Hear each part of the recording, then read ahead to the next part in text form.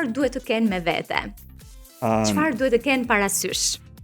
Si fillim herë, neve gjitha këto materiale, gjitha informacionet ne do jemi duke publikuar në rrjetet tona sociale, në Star Campers Albania për eventet e mëdha, në Star Campers Albania Kids për fëmijët, por dhe në webin tonë në starcampers.al. Që aty janë të gjitha informacionet, të gjitha gjërat e duara.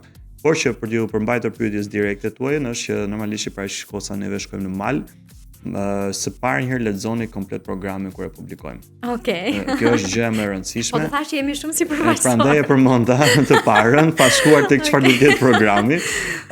Dhe kur neve themi në mal duhet marrim vërtet xhup në ver, do ta marrim vërtet, sepse na ka ndodhur që ftohen pastaj dhe neve e dim se si është mali, kështu që veshjet të ngrohta do ishte mirë që ato gjërat e tyre personale, le të themi sleeping bag apo qoftë dyshek mund ta kishin të tyre personal, në ofrojmë pjesën e çantrave, por që normalisht njerëzit do ishte mirë që ishin, nëse ata kanë çadrat të tyre do ishte akoma më mirë.